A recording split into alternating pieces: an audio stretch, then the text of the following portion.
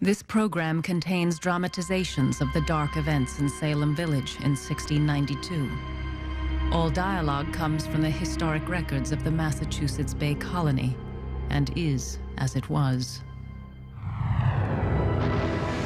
New England, 1692. A hostile land. The Puritans thought of North America as the devil's territory. The devil has been raised among us. A supernatural enemy. Thou shalt not suffer a witch to live is a biblical passage. I seen the creature suck on another witch's finger. To levy a charge of witchcraft was to take power over another human being. Is Salem besieged by Satan's witches? Or by madness? A corrupt court. They told me if I confess, I should have my life. A hanging judge. He believed in what the court was doing. What is your verdict? Guilty.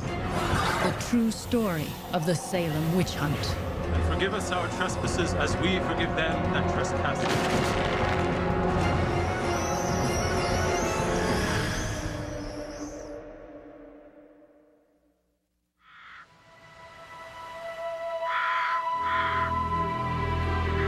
In many ways, for many years, hath the devil been essaying to destroy the kingdom of our Lord Jesus here. But now, there is more than ordinary affliction.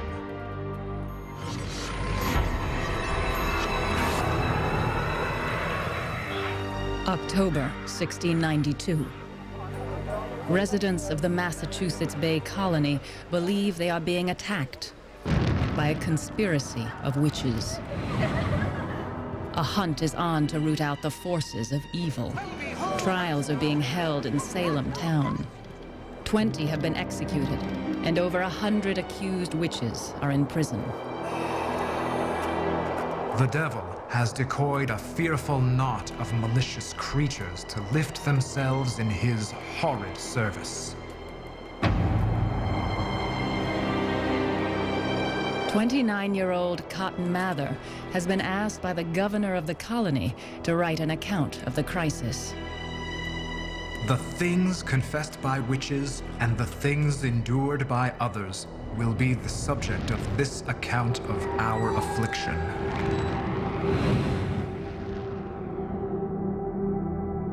It had begun 10 months earlier, some 20 miles north of Boston, in a tiny farming community. Salem Village is an unhappy place, filled with angry factions who argue over land and money and religion. There is a new church, but also a contractual dispute over the minister's salary. Reverend Samuel Parris, age 39. A failed businessman, he has only recently become a minister. Some men laugh at sin, make a sport of sin. But the Holy Ghost tells us they are fools. Sin is the devil's vomit, the soul's excrement, the worst of all evils, the scum, the superfluity of evils. Parris berates his congregation, hoping to shame them into paying his salary. Little does he know that a witch hunt is about to be triggered by events in his own home. The mountain calls forth its waters. January 1692. Mr. Samuel Parris, pastor of the church in Salem Village, had a daughter of 9, Betty Parris, and a niece of about 11 years of age, Abigail Williams, sadly afflicted of they knew not what distempers. These children were bitten and pinched by invisible agents, their arms, necks, and backs turned this way and that way, so as it was impossible for them to do by themselves. At times they couldn't eat, at times they couldn't sleep or speak, and a doctor was called in. This was the traditional thing one did. But if the doctor couldn't understand what was going on, which was usually the case, the doctor would diagnose witchcraft.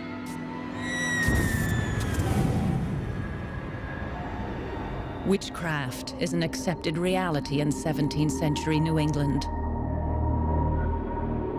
The invisible world, full of malicious specters and malevolent witches, is as real to most Puritans as the rocks and trees. Witches were nasty people who went around cursing and producing damage. If you didn't give me something that I asked for, I might put a curse on your cattle, and 2 weeks later, your prize heifer might die. It was a pervasive belief at the time. It was built into the legal code of the common law. It was a crime as well as a sin. The crime of witchcraft is punishable by death. Cotton Mather had written a highly popular book 3 years earlier about bewitchings, including an account of 4 children named Goodwin, who, Mather said, were being tortured by invisible witches. The Goodwin children accused a woman known as Goody Glover as the person who had bewitched them. Goody Glover was brought to trial. She seems to have been Irish. She claimed to only speak Gaelic. They tried to get her to recite the Lord's Prayer, and Cotton Mather says in his book that no matter how many times they repeated it to her, she could not recite it accurately, and he regarded that as a sign that she was a witch. It was believed that no witch could accurately say the Lord's Prayer. Goody Glover was hanged in Boston on November 16th, 1688, for witchcraft. Witchcraft has its roots in folk magic. Since prehistoric times, there have been people who believe that charms and spells can improve fertility of crops and animals, fight sickness, show the future, or punish enemies. One early pagan god was half human, half goat. Early Christians added the wings of a fallen angel to make this their image of Satan. This cloven-hooved devil needed servants to do his bidding. So he recruited witches, generally women, occasionally men, asking them to sell their eternal soul in exchange for some sexual pleasure or earthly favor. The deal was then documented in his book, where the witch made her mark in blood.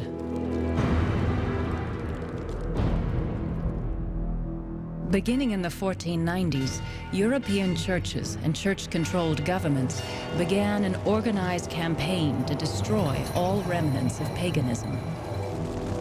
Over the next 150 years, an estimated 50,000 people are burned and hanged. But by the late 1600s, the worst of the European witch hunts are over. The world is entering a new era of secular government and science. It is a time of great change, and not everyone is happy about it, least of all the followers of a highly conservative religious movement, Puritanism. Puritans founded the Massachusetts Bay Colony in 1628. They called it their shining city on a hill, a frontier settlement run on strict religious principles. Puritanism was a religious movement that had arisen in England in the early 17th century, and the idea was to purify the English church of the sort of final remnants of Catholicism. Purification required a very strict interpretation of the Bible. The Bible, which was so crucial to Puritan thinking, is very clear on the issue of witchcraft. "Thou shalt not suffer a witch to live" is a biblical passage. Witches, it is believed, can send an invisible shape or specter to torment someone without being seen.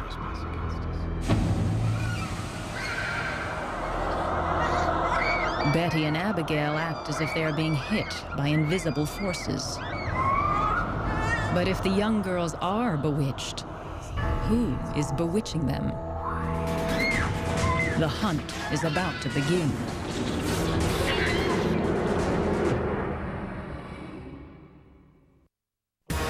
Time Machine. You are watching Witch Hunt on the History Channel.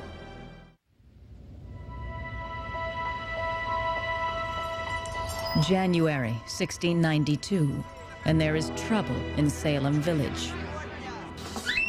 The minister's daughter and niece are exhibiting bizarre behavior. The village doctor says the girls are bewitched, but by whom? A neighbor suggests a folklore method for finding the witch. Paris's slave woman Tituba follows the neighbor's instructions. Paris's Indian servant afterward confessed that without the knowledge of her master, she had taken some of the afflicted person's urine, and mixing it with meal had made a cake and baked it to find out the witch. This witch cake is fed to a dog who, according to folk wisdom, will point the way to the guilty party. This clearly doesn't come out of Puritan theology. It comes directly out of popular magic culture, the kind of thing that Puritans were trying to suppress. Reverend Paris is outraged. A church member has gone to the devil for help against the devil. And by this means, it seems, the devil has been raised among us, and his rage is vehement and terrible. Reverend Paris orders prayer and fasting to counteract the witchcraft. But the girls' strange behavior continues, stopping and starting unpredictably for weeks. Over 3 centuries later, it is difficult for us to believe that the children's fits were induced by invisible witches. But if they weren't bewitched, what was going on? I don't have a theory about the first fits in Salem Village. What we do know is that the fits that the little girls in Paris's household suffered are very similar to the fits of the Goodwin children and other children in England and America who were raised in pious homes. Children in 17th century Western society were not so much objects of affection within a family as they were sources of labor and young sinners who needed to be disciplined into good behavior. We go astray as soon as we are born. Undutiful children are the children of Satan, and unto Satan they shall go into the everlasting fire prepared for the devil and his angels. We can interpret it as children who are very deeply affected by concern for the ultimate fate of their souls. It seems to be a not usual but not unusual kind of pattern.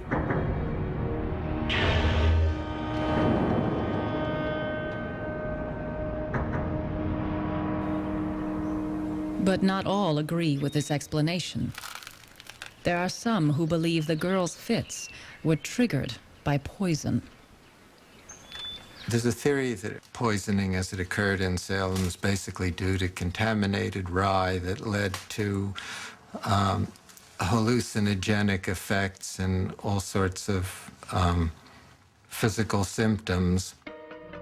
Ergot is a type of fungus that grows on rye. People who eat bread containing this fungus have been known to experience nervous dysfunction. A victim twists and contorts in pain. In some cases, this is accompanied by hallucinations. In fact, LSD is derived from ergot fungus. But the ergot poisoning theory has been refuted by scientists and others. Some of them should have died from it, and the fact that 1 minute they're perfectly well-behaved or at least perfectly normal in their physical appearance and asymptomatic, and the next moment they're having their fits or whatever are inconsistent with the symptoms of convulsive ergotism. The afflicted in Salem throw their fits in unison at convenient times, such as when people come by to see them. This fact has led many to believe that the girls were simply faking it. But if the girls are play acting, it is a deadly game. They could be accused of witchcraft themselves and hanged. It's possible to imagine, with only a slight turn of events, that the accusations of witchcraft might have been turned against the girls themselves if they had not been asked, who is it that afflicts you, and have started to name names in the village. They themselves might have been suspected as the guilty parties. Pressured by Reverend Parris to name the witch whose specter is attacking them, Betty Parris and Abigail Williams point to an obvious scapegoat: Tituba. Documents describe her and her husband as Indians. They are slaves from Barbados.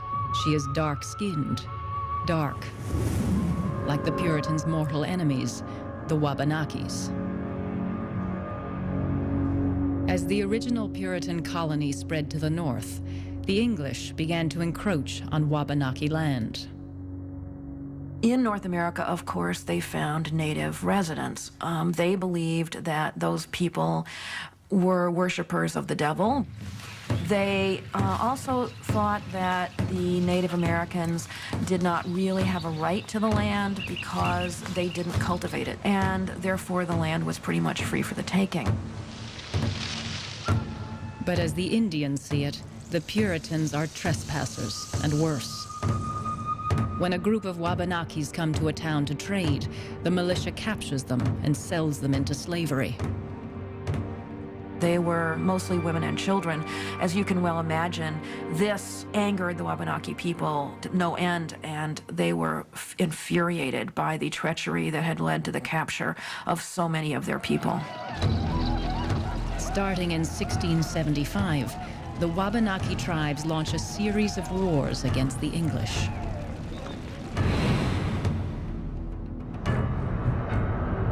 "16 years before the Salem witch hunt on the main frontier. Good night, Mercy. Good night. This little girl, Mercy Lewis, will play a central role in the Salem witch trials. At the age of 3, she is living in the town of Falmouth, Maine.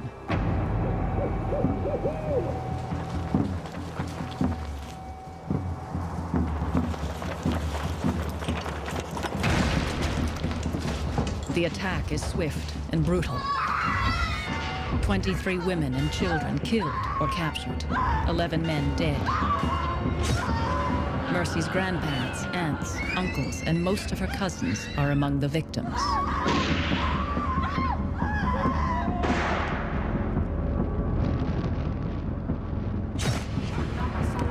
Years after surviving that Indian massacre in Maine, Mercy Lewis is 18 years old and living as a servant in Salem Village.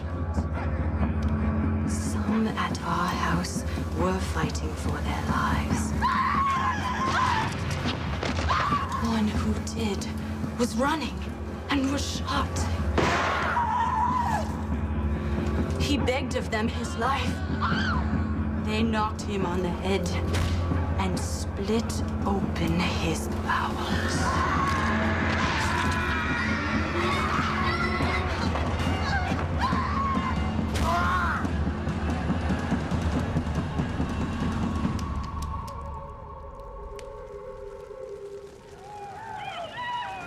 A 10-year truce with the Indians is coming to an end. News is grim. The town of York, Maine, is in flames. 50 dead, 100 taken into captivity by the Wabanakis. In January 1692 in Salem Village, it would have been bitter cold, and the news came from York about the Indian raid, not all that far away, and people must have been terrified. Soon after hearing news of renewed Indian attacks, Mercy Lewis begins throwing fits. just like Betty and Abigail, and they are joined by others. Mercy Lewis works for the Putnam family. Ann Putnam Jr., age 12, Ann's mother, age 30, and Ann's cousin, Mary Walcott, 17. All are now acting bewitched. And it's spreading. Salem Village is a very small community, and all the afflicted would have known each other very well. There were little girls, there were teenagers and 20-somethings, and then there were some married women who were also afflicted.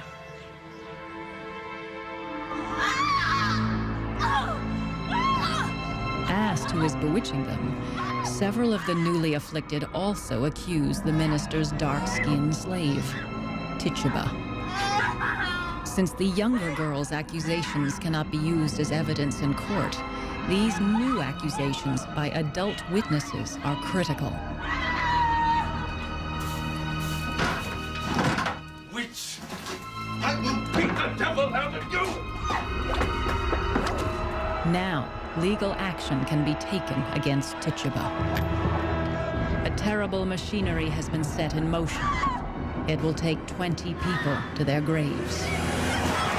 Easy payments. Quiet Comfort headphones. Hear the difference Bose technology makes.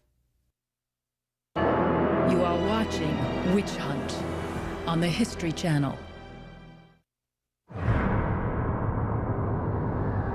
March, Salem Village. 7 girls and women possessed by horrifying fits. They claim to be bewitched, and it is Reverend Parris's Indian slave, Tituba, who is invisibly attacking them. Formal complaints are filed, transforming wild accusations into a legal procedure, one that unfolded in a building much like this one over 310 years ago. In Salem Village in early March of 1692, the fields were frozen, nobody was outside working, and the place must have been jammed. 2 magistrates from nearby Salem town, John Hathorne and Jonathan Corwin, come to Salem Village to conduct a preliminary examination to see if a trial is warranted. The accusers have been asked to point out the witch who torments them.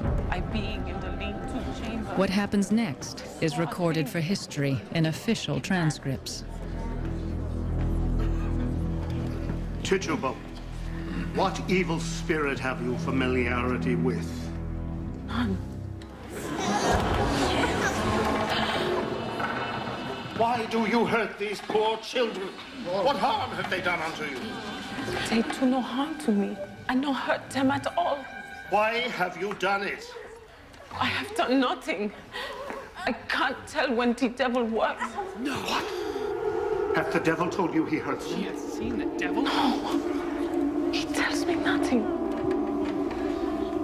Hathorne was an experienced magistrate, and he had obviously examined many accused people before. His purpose was to elicit a confession from her. It was crucial to get confessions. To get a conviction in a capital case at this time, you had to have 2 witnesses to the actual act. And so, therefore, the easiest way to get a conviction was to get a confession. What is it you converse with all? The devil, for aught I know. What appearance? Or how does he appear when he hurts them? With what shape? Or what is he like when he hurts them? She's a person who has lived the life of being a slave. She's been hit before, and maybe it dawns on her that she'll get hit worse. And so she tells the stories that she tells.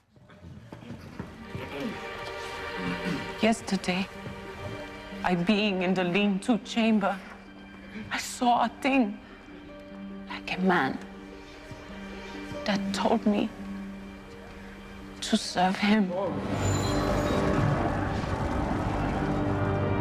And I told him no, I would not do such a thing. The devil used to be a witch. What clothes does he appear to you in? Black close sometimes. He's a tall man with dark hair, I think.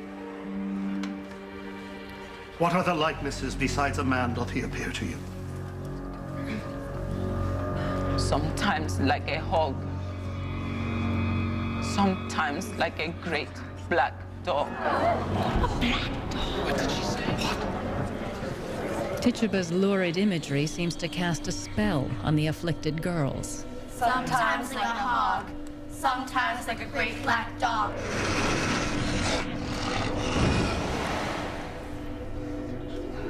I seen a yellow bird suck on another witch's finger. I seen a yellow bird suck on another witch's finger.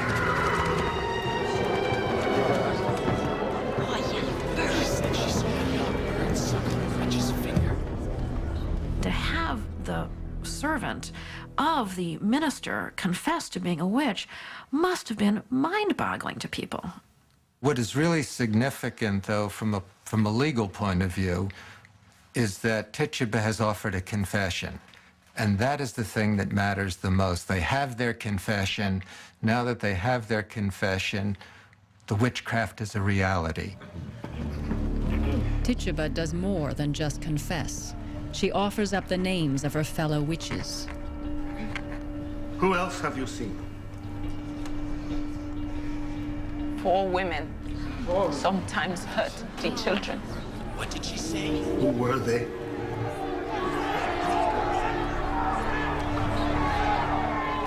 Goody Osborne. And Sarah Good. And someone I didn't know. And a tall man.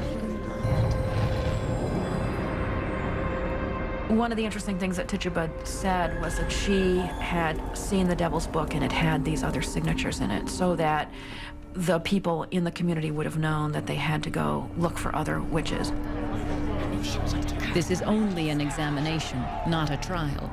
Magistrates Hathorne and Corwin do not have legal authority to convict and pass sentences, but they do have the power to place suspects in custody. Tituba is taken away to jail, along with 2 other witches, Sarah Good, a beggar with a bad temper, and Sarah Osborne, a woman of supposedly loose morals. Both deny vehemently that they are witches. But Tituba has mentioned more witches and wizards, 9 in all. That means 7 others are still at large in the village. The hunt is on. Martha Corey, about 60 years old, is a respectable church member married to a prosperous, though argumentative and uneducated farmer, Giles Corey. The first 3 women accused were in one form or another outcasts in the village, which was really quite a typical pattern for incidents of witchcraft accusation. Martha Corey was a full-fledged, full-covenant member of the Salem Village Church. If Martha Corey could be a witch, then anyone could be.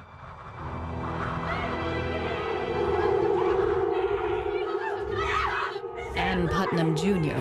and Mercy Lewis claim that Martha Corey's specter torments them.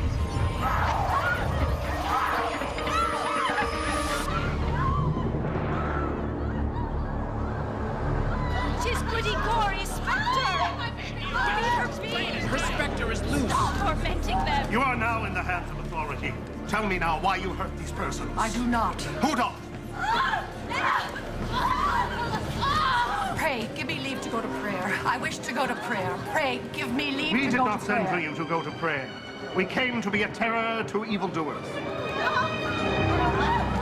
Tell me why you hurt these. I am an innocent person. I have never had to do with witchcraft since I was born. I am a gospel woman. Do not you see how these complain of you? Lord, open the eyes of the magistrates and ministers. Lord, show his power to discover the guilty. Tell us, who hurts these children? I do not know.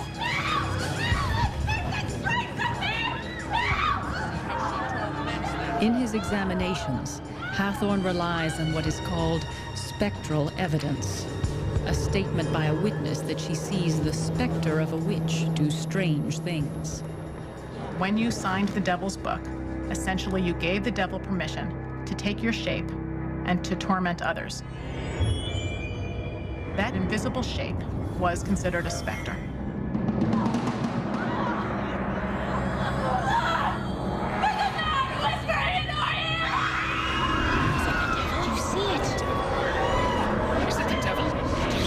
Say to you? We must not believe what all these distracted children say. Cannot you tell what that man whispered? I saw nobody. But did you not hear? No. If you expect God's mercy, you must look for it in God's way, by confession.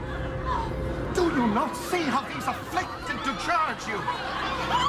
Stop biting her lips. I order you to stop biting your lip. Look what you do to these girls. What harm is there in it? I can't unclench my hand. Stop biting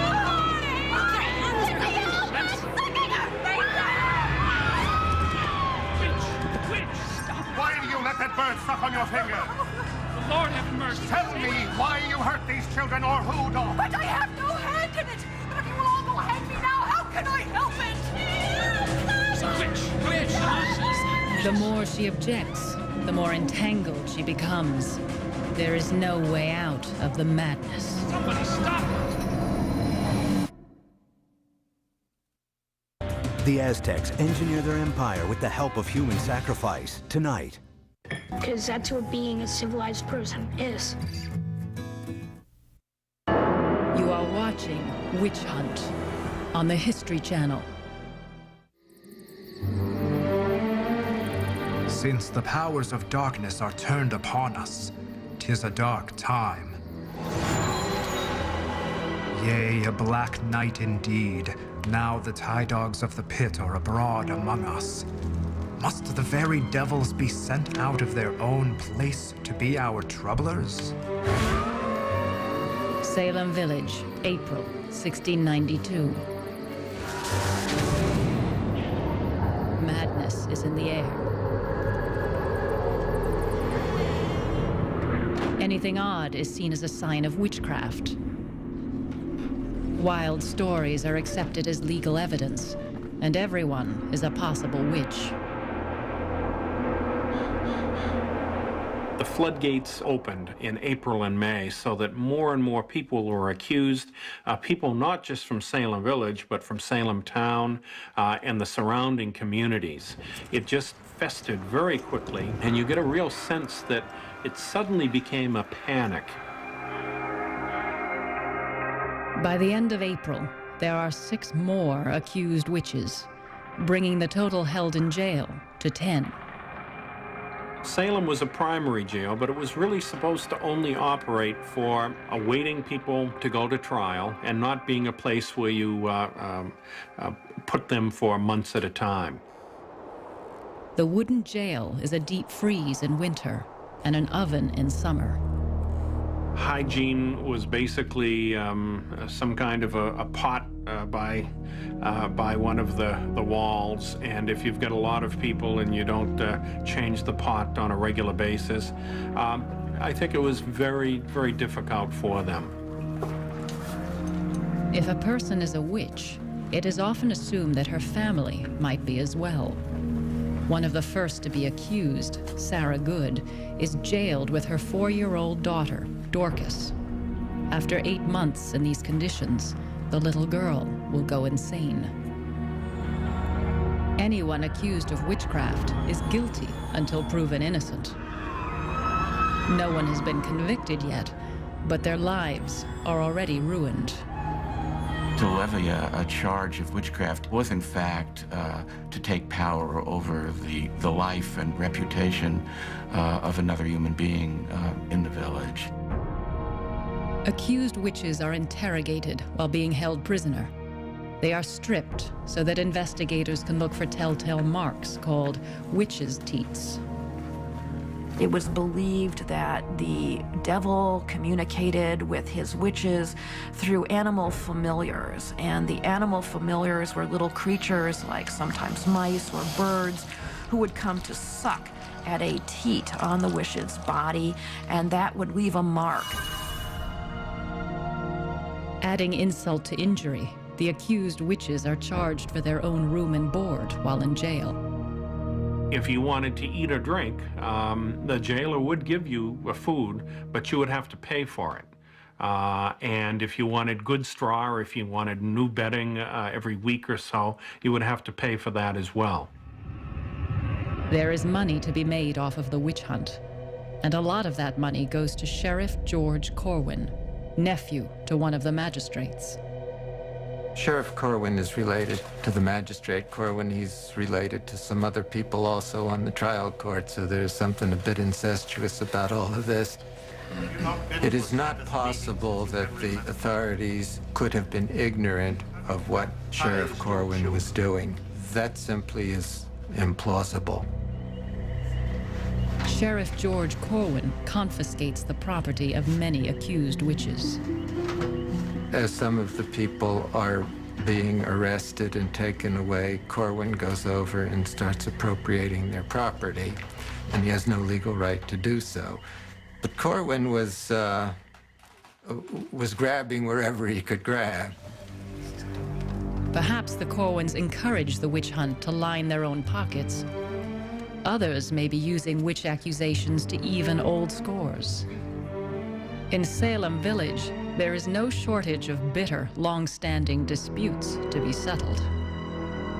New Englanders in the 17th century were very fond of taking each other to court, suing each other. And there's, I think, a historical reason for that.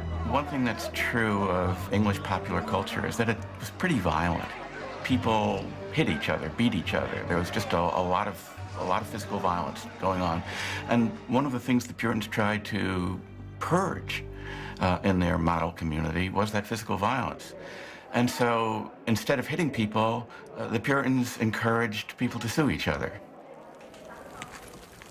In Salem Village, one name appears as plaintiff in many of the lawsuits: Putnam. Thomas Putnam Jr., aged 40. Thomas and his wife Anne are devoted churchgoers and ardent supporters of the minister, Samuel Parris. Samuel Parris had important opponents in Salem Village. He also had powerful supporters. The most powerful group of his supporters was a clan, a large clan that came close to dominating Salem Village politics for many years, named the Putnams.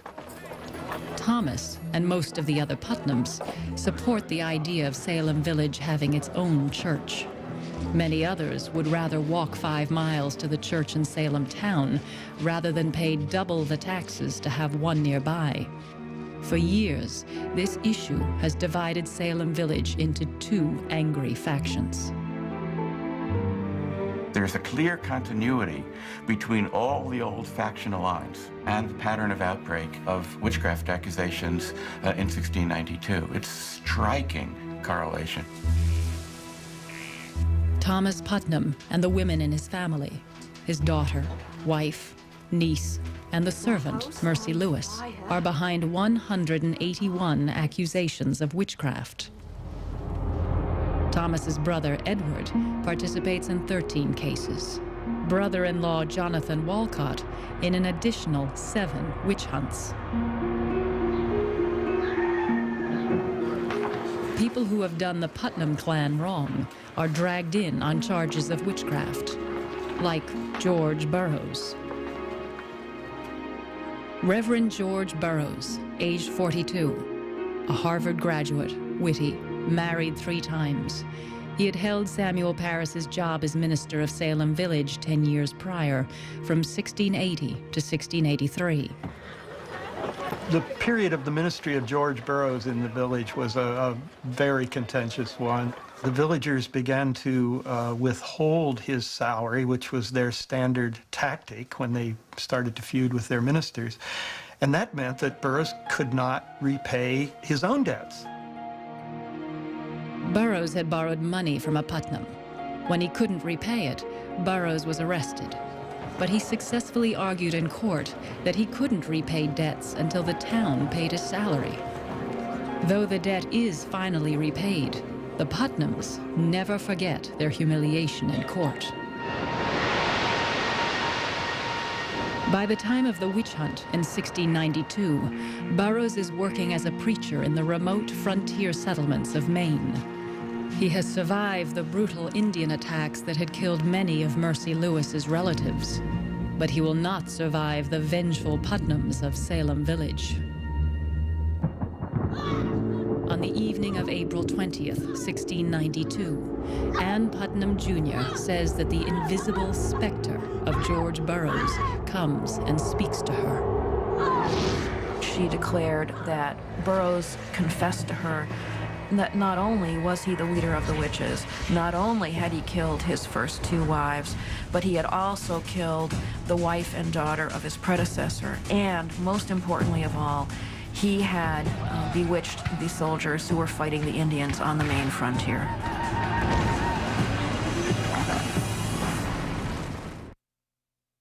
Using only 10 on the History Channel. Every time! You are watching Witch Hunt on the History Channel.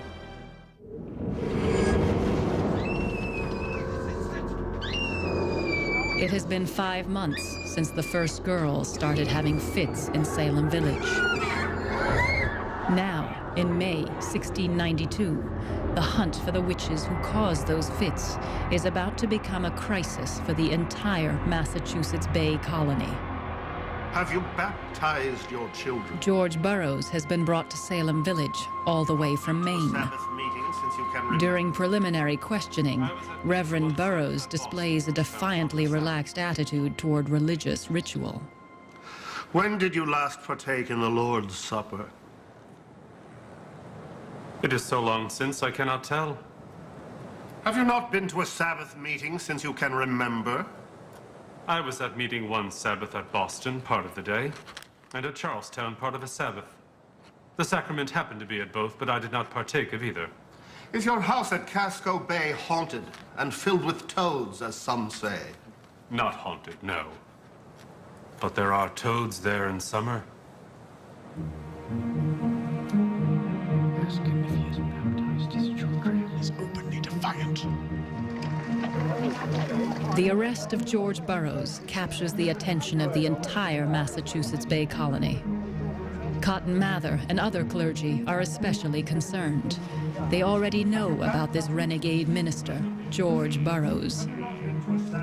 He has never been formally ordained by the Puritan Church. To be an ordained minister, you had to have a formally organized congregation of people who had formally become church members. Burroughs never successfully had an organized congregation. To Cotton Mather, Burroughs represents all that is wrong in a colony that is drifting away from its original religious purpose. Many of the settlers in Falmouth, Maine, lived themselves too like unto the heathen, without any instituted worship. The magistrates have the legal power to examine Burroughs, but not convict or hang him. The local jails are now crowded with accused witches awaiting trial. On May 27th, the governor orders a special court to convene in Salem town. There is a jury of men from around the county and a panel of distinguished judges. None of the judges had any particular legal training. They were merchants and other leaders of the colony. The Chief Justice, William Stoughton, is also Lieutenant Governor of the colony. He is known to be a rigid and dogmatic Puritan. This special court would have differed from courts today in that the defendant had no right to an attorney. There was no defense attorney in 17th century English law. The accused witch must defend herself, a difficult task when dealing with spectral evidence. The first case heard by the official court is that of Bridget Bishop. About 50 years old, she was also tried for witchcraft 12 years earlier and found innocent. But this time, the rules seem to be different.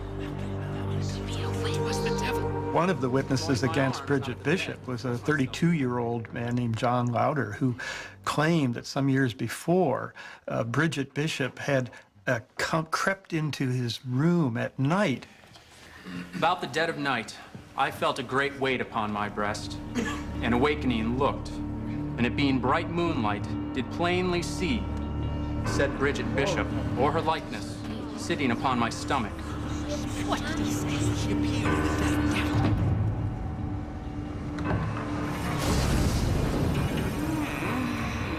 Now, of course, this was not literally Bridget Bishop. This was the specter of Bridget Bishop. This was Satan who had taken on the form of Bridget Bishop. And I had not the power in my hands to resist or to help myself. It was her specter. Bridget Bishop's accusers are not confined to the witness stand.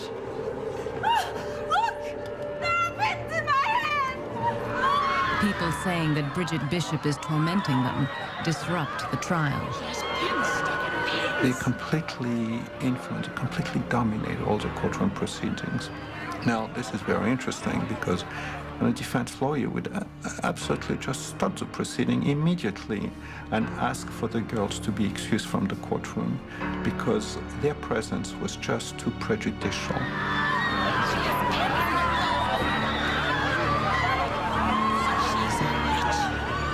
But in 1692, there is no defense attorney to object. Their afflictions are needed as evidence in order to hang the witches.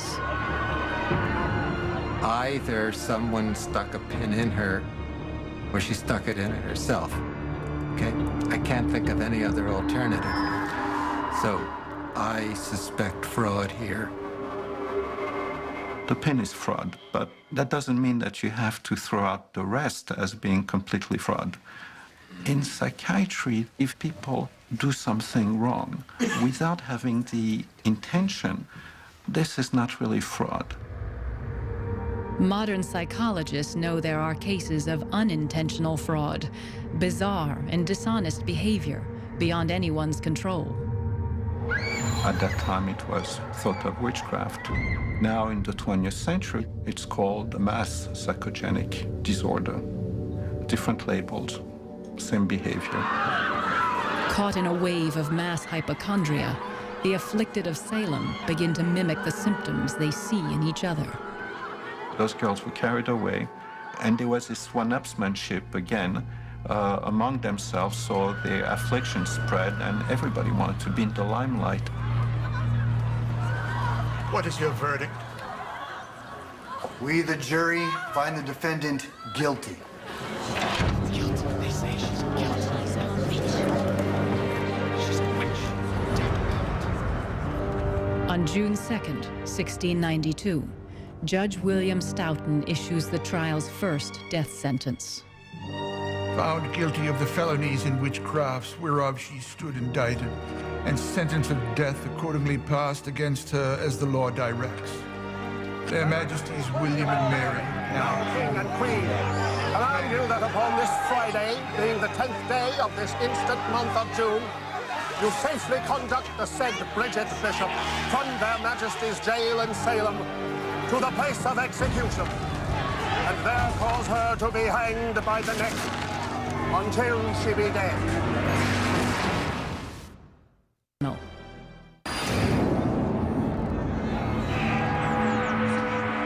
On June 10th, 1692, Bridget Bishop becomes the first witch to hang in Salem Village. Hang the witch!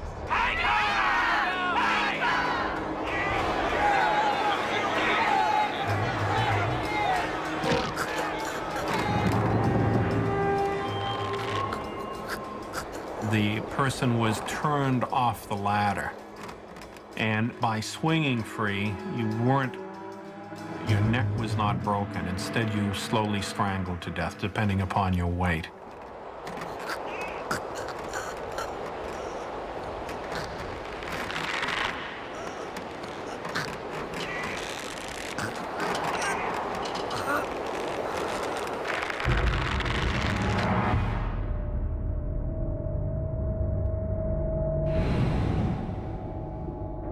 Disgusted by the hanging, one of the judges resigns in protest. The witch trials carry on without interruption. July 19th in Salem Village. 5 more women are executed. Rebecca Nurse and Sarah Good from the village, and 3 more from neighboring towns. They are hanged because they do not confess, because they refuse to name others as witches. A strange pattern has emerged. Those who, like Tituba, confess to witchcraft and give names of more witches are never convicted. They wanted more confessions, and there was an implicit bargain that was being offered. You confess and we don't execute you. But not everybody is willing to accept that plea bargain. They say he's the leader of the conspiracy. He talks to the devil. I saw him leading witches' Sabbath. He's in league with Satan himself. Right Honorable Sirs, I bring before you accused witch, Minister George Burroughs. What we have in the case of George Burroughs is a quite detailed description that Cotton Mather included in Wonders of the Invisible World, and his account tells us pretty much what happened. There were now heard the testimonies of several persons, and these charged the specter of George Burroughs to have a share in their torments. Many travel from Boston to Salem town to watch the trial. The Putnam family sits at the front. Their maid, Mercy Lewis, is the first to testify. She describes an encounter with the specter of George Burroughs.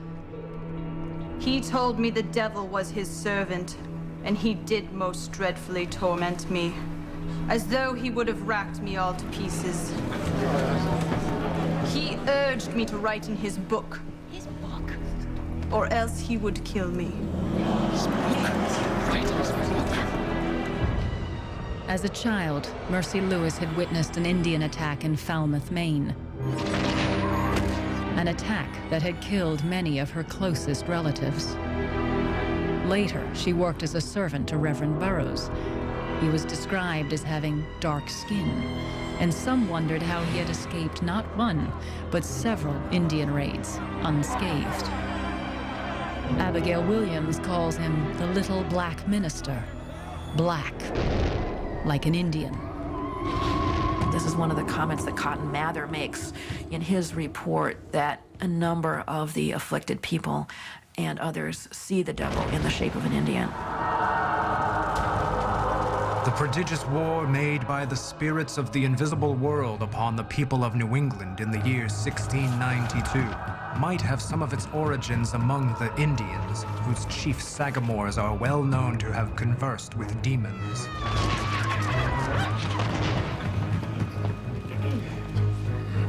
George Burroughs, have you anything to say in your defense?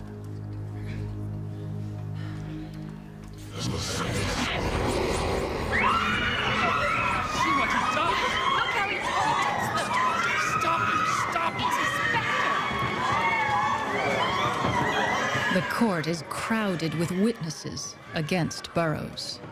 George Burroughs was accused by 8 of the confessed witches as being the head actor at some of their hellish rendezvous, and one who had the promise of being a king in Satan's kingdom. When one thinks of the status of a minister in Puritan culture, to identify a minister as, in fact, the leader of a demonic conspiracy, it must have been just a horrendous thought for the people of the day. It was totally shocking to Cotton Mather. It was almost beyond belief. Burroughs proclaims his innocence. He even goes a step further. He dares to challenge the very existence of evil specters. I maintain that there neither are nor ever were witches, that having made a compact with the devil can send a devil to torment other people at a distance. Burroughs' open defiance of Puritan theology is blasphemous. We, the jury, find the defendant guilty. Guilty? Guilty. Hang him! August 19th, the day of George Burroughs' execution. Minister Cotton Mather makes the long trek from Boston to witness the hanging.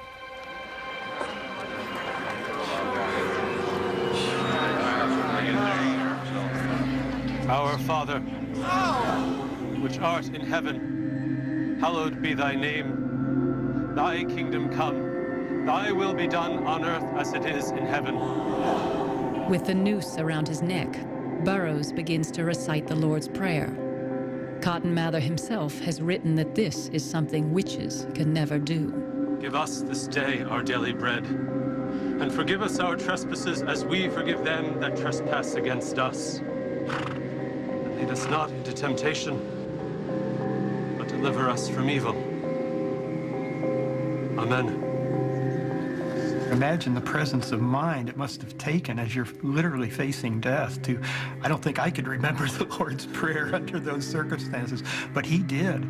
And the record reports that the crowd almost literally began to surge forward to prevent this hanging. He recited the Lord's Prayer! Hear me! Remember, George Burroughs is no ordained minister. The devil has often transformed himself to an angel of light. Cotton Mather, who had come out from Boston to observe the event, quieted the crowd, assured them that this man was guilty as charged, the hanging was a just act, and only in that way did the proceedings go on.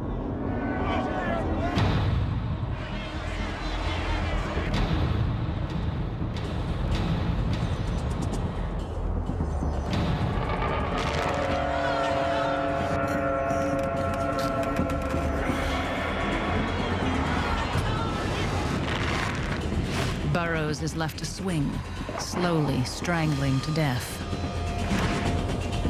Cotton Mather's public endorsement of Burroughs' hanging will have deadly consequences. It heralds the bloodiest chapter of the witch hunt.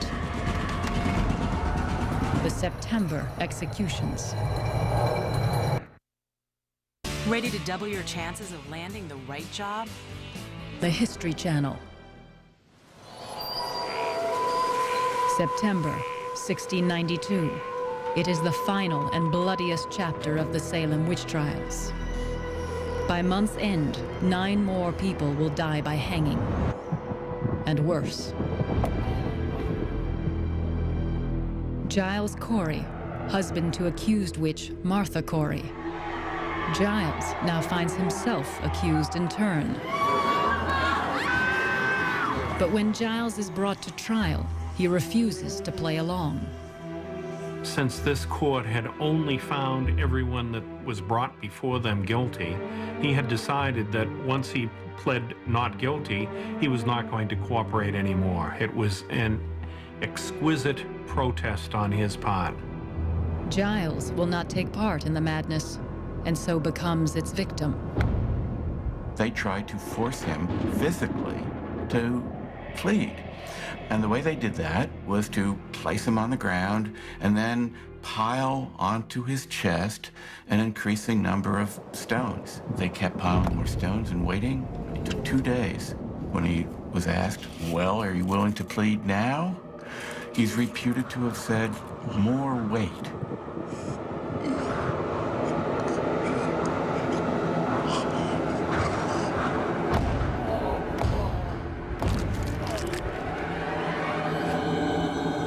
Finally, he died. A terrible ending. But they never convicted him of witchcraft. Giles Corey's wife, Martha Corey, also refuses to confess to witchcraft. She is hanged 3 days later, on September 22nd, 1692, along with 7 others who refused to confess to a crime they did not commit, or to accuse their neighbors in order to save themselves. They are martyrs, part of a growing trend of resistance to the witch hunt. There were people all along who had been waiting for a moment where they could step in the openly and credibly demand that the trials be stopped. And those people had to bide their time, because if they acted prematurely, they could be subject to accusation and death themselves. But I think that by mid-September, it had really reached the point where they realized it's now or never. As more and more people began to raise questions about the court, the debate became louder and louder in Boston in particular. Wealthy Boston merchant Thomas Brattle is one of those who begin to openly criticize the judge's methods. With respect to such as confess themselves to be witches, I cannot but tell you, they do often contradict themselves. Even the judges themselves have caught them in flat lies. But the judges then vindicate these confessors and say the devil takes their memory. Some confessors who have named others as witches in exchange for their own lives begin to have second thoughts. 17-year-old confessed witch Margaret Jacobs. Her accusations help hang Minister George Burroughs and her own grandfather, 80-year-old George Jacobs. The day after her grandfather is executed, Margaret Jacobs dictates a letter to the judges. What I said was altogether false against my grandfather and Mr. Burroughs. They told me if I would not confess, I should be put down into the dungeon and would be hanged. But if I confess, I should have my life. She really felt responsibility for that, and she thought she would rather die than continue to play this game of pretending, as the others were doing. And Margaret Jacobs is not the only one recanting her confession. Soon, the judges have no choice. They begin to try even those who have cooperated. Not surprisingly, people stop confessing. The wild accusations come to an abrupt halt. Cotton Mather's own father, Reverend Increase Mather, writes a powerful plea to the court. The whole thrust of the document was to issue warnings about the dangers of improper accusations. And they sum it up in the phrase, it were better that 10 accused witches should be spared than that one innocent person should die. At the end of October, the governor dissolved the court. When the trials resumed in regular courts, spectral evidence was no longer allowed.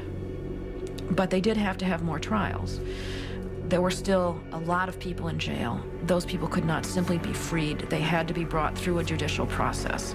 And in fact, 3 more people were convicted, but the governor reprieved all of them. When Judge Stoughton, who had presided over the Salem witch trials, hears that the governor has reprieved the last 3 witches, he rages. Thereby the kingdom of Satan is advanced, and the Lord have mercy on this country. William Stoughton was a true believer. He believed in what the court was doing. He believed in what he was doing. That's who he was. It takes another 3 months before the 49 remaining accused witches are released. 3 have already died in jail while awaiting their freedom. Margaret Jacobs' release is delayed because she doesn't have money for her jail fee. Tituba had been the first person accused. A year after her arrest, she is released to a new master because Reverend Samuel Parris refuses to pay her jail expenses. 1697. One of the judges, Samuel Sewell, asks for the public's pardon in their prayers, that God will prevent his past sins from further damaging the country. 1703. The General Court of the Massachusetts Bay Colony throws out most of the evidence used in the witch trials. 1706. At the age of 24, Ann Putnam Jr. makes a formal apology to her church and to the families of those she helped execute. I did it not out of anger, malice or ill will to any person. But what I did was done ignorantly, being deluded by Satan. 1711. The colony begins the process of paying some monetary compensation to families of the accused. But Sheriff George Corwin never returns the property he confiscated illegally. If you expect Hathorne continues to live in Salem until his death on the 10th of May, 1717, age 76 years. He never apologizes. After 1692, there are no more prosecutions for witchcraft. People didn't stop believing in witches overnight, but the legal system stopped dealing with accusations of witchcraft. The legal system was simply not willing to engage with the folk belief of individuals that their neighbors were witches any longer. It was too devastating, I think, psychologically. There were too many people who had died.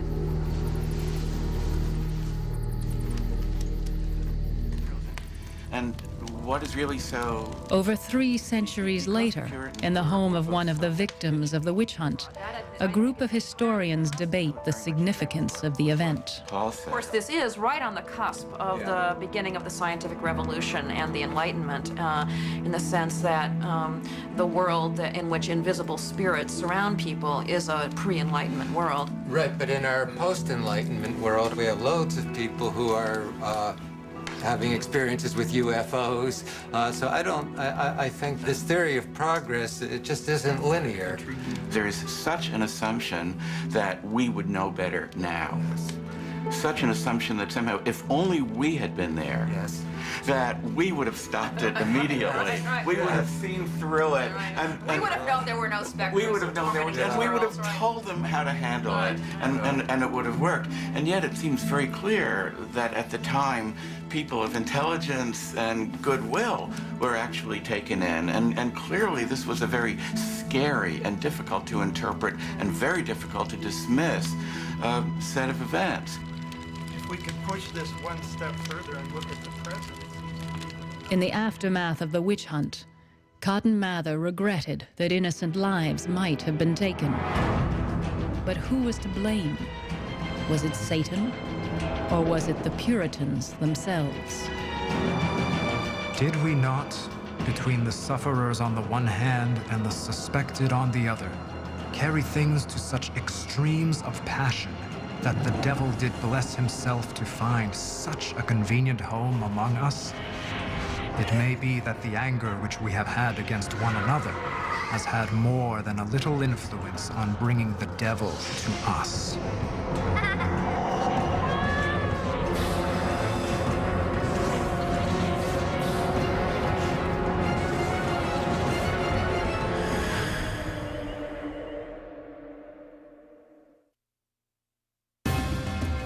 Fabulous palaces and temples, aqueducts, artificial islands.